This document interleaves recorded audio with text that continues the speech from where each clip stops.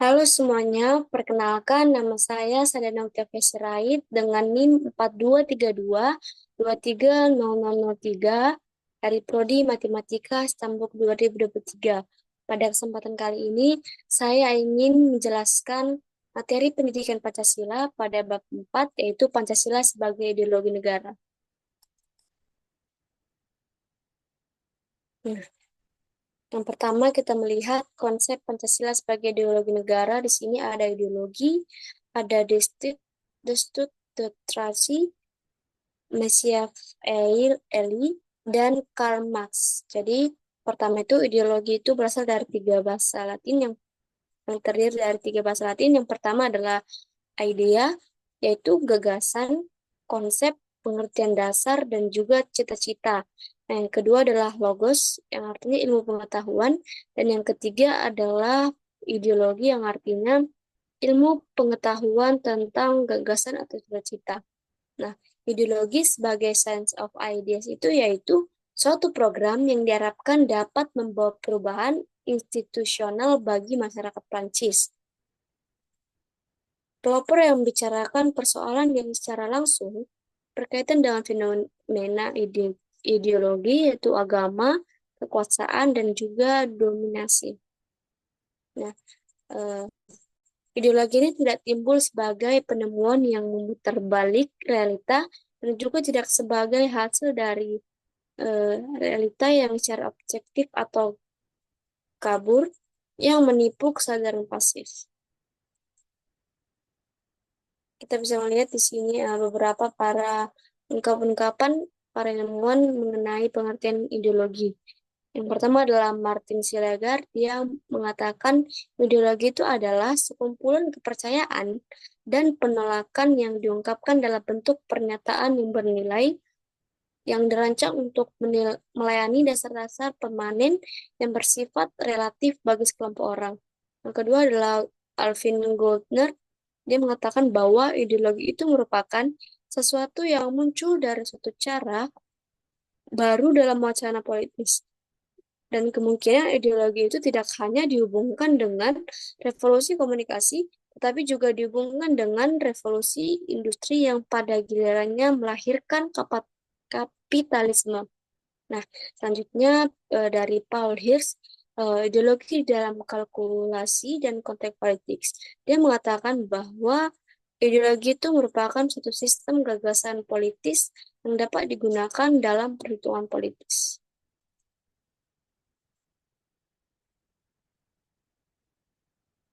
Nah, ideologi di dunia itu terbagi jadi empat. Yang pertama adalah Marxisme, Leninisme, yang kedua adalah liberalisme, yang ketiga adalah sosialisme, yang keempat adalah kapitalisme.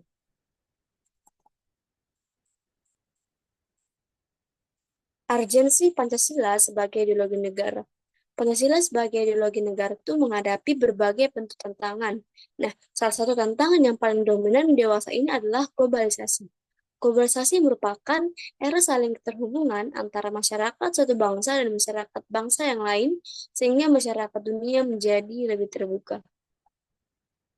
Dan fase-fase globalisasi ini, yang pertama adalah fase embrio, yang kedua pertumbuhan, yang ketiga take up, perjuangan, ketidakpastian, dan juga kebudayaan lokal. Di sini terdapat beberapa alasan diperlukannya kajian Pancasila sebagai ideologi negara. Yang pertama adalah warga negara itu memahami dan juga melaksanakan Pancasila sebagai ideologi negara. Dan adapun yang menjadi unsur-unsur yang mempengaruhi ideologi Pancasila itu, yang pertama adalah unsur ateisme yang terdapat dalam ideologi Marxisme tadi atau komunisme yang bertentangan dengan sila ketuhanan yang Maha Esa.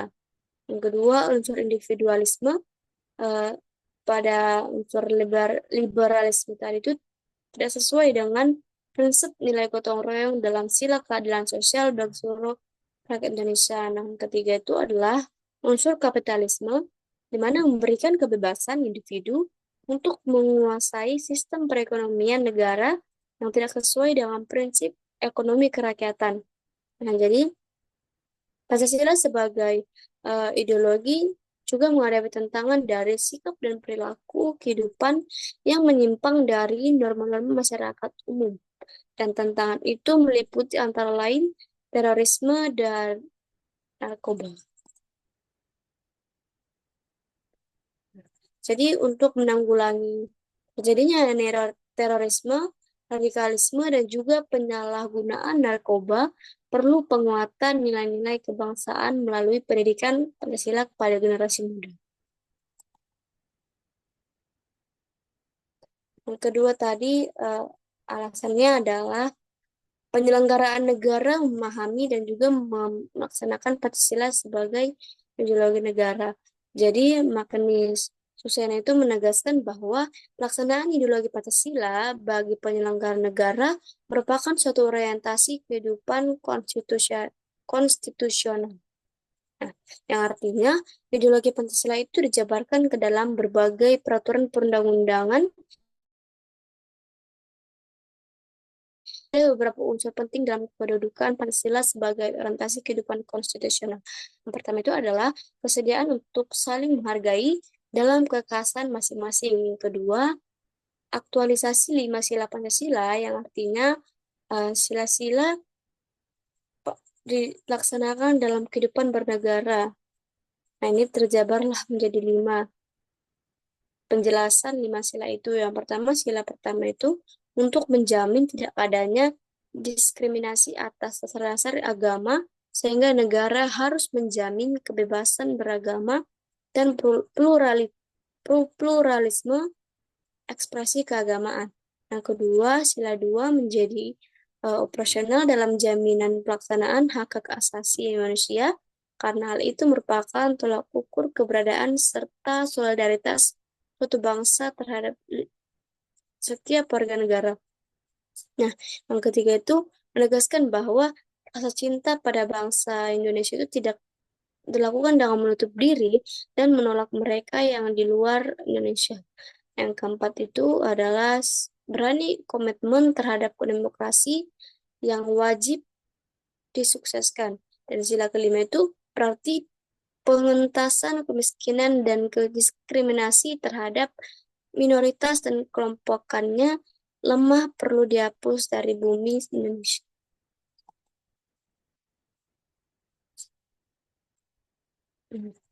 Sumber historis Pancasila sebagai ideologi negara bisa kita lihat pada keenam presiden berikut. Yang pertama adalah Presiden Soekarno, di mana Pancasila ditegaskan sebagai pemersatu bangsa pada tahun 1945 sampai dengan 1960. Nah, pada tahun 1960 sampai dengan 1965 itu, Soekarno itu lebih mementingkan konsep Nasakom sebagai landasan politik bagi bangsa Indonesia. Yang kedua, pada Presiden Soeharto itu, Pancasila itu dijanjikan sebagai asas tunggal bagi organisasi politik dan juga organisasi kemasyarakatan, dan diawali dengan keluarnya TAP MPR nomor 2 tahun 1978 tentang permasyarakatan nilai-nilai Pancasila. Yang ketiga, pada Presiden Habibie, pada masa sekarang ini resonansi Pancasila kurang bergema karena pemerintah Habibie telah disibukkan masalah politis, baik dalam negeri maupun luar negeri. Dan yang keempat itu adalah Presiden Abdurrahman Wahid. Di masa ini, yang lebih dominan adalah kebebasan berpendapat, sehingga perhatian terhadap ideologi Pancasila cenderung melemah. Selanjutnya adalah Presiden Megawati. Pada masa Presiden Megawati ini, Pancasila sebagai ideologi semakin kehilangan formalitasnya dengan disahkannya Undang-Undang Sisdiknas nomor 20 tahun 2003 yang tidak mencantumkan pendidikan Pancasila sebagai mata pelajaran wajib dan tingkat sekolah dasar sampai perguruan tinggi. Yang terakhir adalah Presiden SBY, di mana Presiden SBY ini menandatangani Undang-Undang RI nomor 12 tahun 2012 tentang pendidikan tinggi yang mencantumkan mata kuliah Pancasila sebagai mata kuliah wajib pada pasal 35 ayat 3. Adapun sumber sosiologis Pancasila sebagai ideologi Itu pada sila pertama itu dapat ditemukan dalam kehidupan beragam masyarakat Indonesia dalam berbagai bentuk kepercayaan dan juga keyakinan terhadap adanya kekuatan gaib. Pada sila kedua itu dapat ditemukan dalam hal saling menghargai dan menghormati hak-hak orang lain dan tidak bersikap sewenang-wenang. Pada sila ketiga, eh, dapat ditemukan dalam bentuk solidaritas, rasa setia kawan, dan rasa cinta tanah air yang berwujud pada mencintai produk dalam negeri. Yang keempat itu dapat kita temukan dalam bentuk menghargai pendapat orang lain, semangat musyawarah dalam mengambil keputusan. Yang kelima itu, sila kelima, tercermin dalam sikap suka menolong, menjalankan gaya hidup sederhana, dan tidak menyolok atau berlebihan. Di sini kita bisa melihat gambar burung Garuda, sumber politis Pancasila sebagai ideologi negara. Nah, pertama kita melihat ada kepala banteng yang artinya mendahulukan pengambilan keputusan berdasarkan musyawarah daripada voting. Yang kedua, pada gambar padi dan kaos itu tidak menyalahgunakan kekuasaan atau abuse of power untuk memperkaya diri atau kelompok karena penyalahgunaan kekuasaan itulah yang menjadi faktor pemicu terjadinya korupsi. Nah, pada gambar bintang itu diwujudkan dalam bentuk semangat toleransi antar umat beragama. Selanjutnya pada beringin ini menandakan bahwa harus mendahulukan kepentingan bangsa dan negara daripada kepentingan kelompok atau golongan termasuk partai. Dan yang kelima ini adalah gambar rantai yang diwujudkan penghargaan terhadap pelaksanaan hak asasi manusia di Indonesia.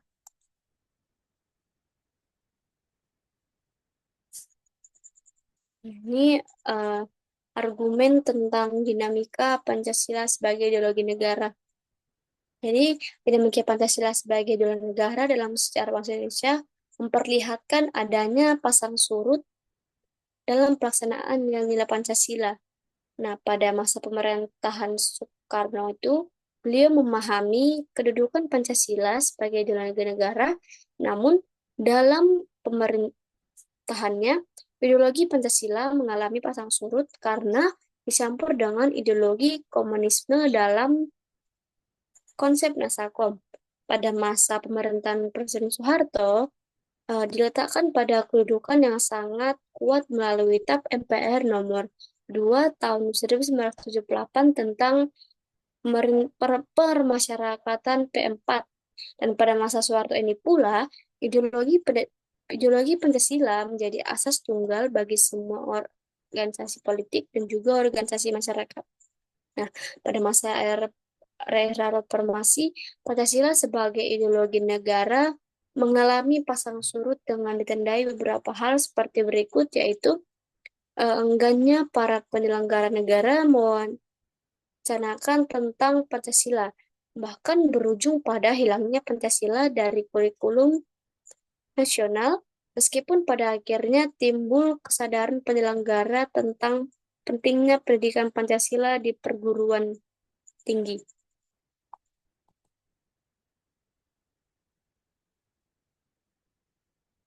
Nah, unsur-unsur yang mempengaruhi tantangan terhadap Pancasila sebagai ideologi negara meliputi faktor eksternal dan internal. Nah, adapun yang menjadi faktor eksternalnya itu yang pertama adalah pertarungan ideologis antara negara superpower antara Amerika Serikat dan juga Uni Soviet pada tahun 1945 sampai dengan 1990.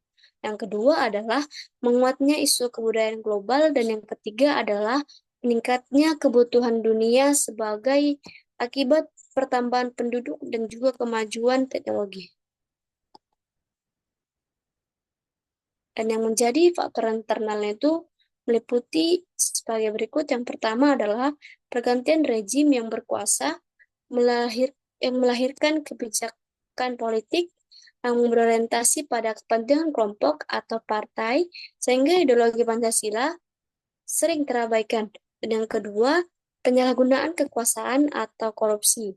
Yang ini mengakibatkan rendahnya kepercayaan masyarakat terhadap rejim yang berkuasa, sehingga kepercayaan terhadap ideologi menurun drastis. Nah, ketidakpercayaan terhadap partai politik juga berdampak terhadap ideologi negara, sebagaimana terlihat pada kegambar Indonesia.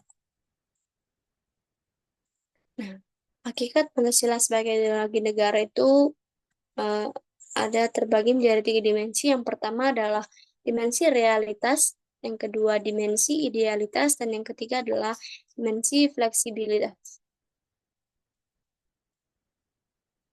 Masuk ke urgensi Pancasila sebagai ideologi negara. Nah, peran ideologi negara itu kan bukan hanya terletak pada aspek legal formal, melainkan juga harus hadir dalam kehidupan konkret masyarakat itu sendiri.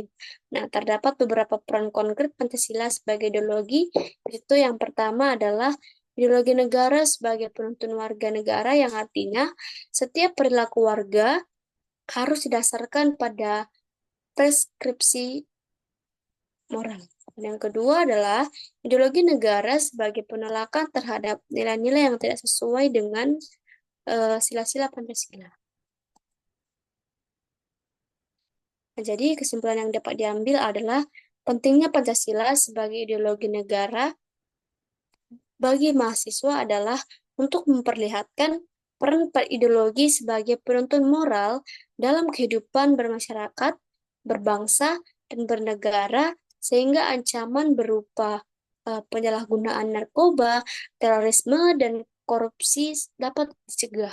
Nah, di samping itu juga, Pancasila sebagai ideologi negara pada hakikatnya mengandung dimensi realitas, idealitas, dan fleksibilitas yang memuat nilai-nilai dasar, cita-cita, dan keterbukaan, sehingga mahasiswa mampu untuk menerima kedudukan Pancasila secara akademis. Nah, sekian penjelasan yang dapat saya eh, rangkum pada materi Pancasila sebagai ideologi negara. Apabila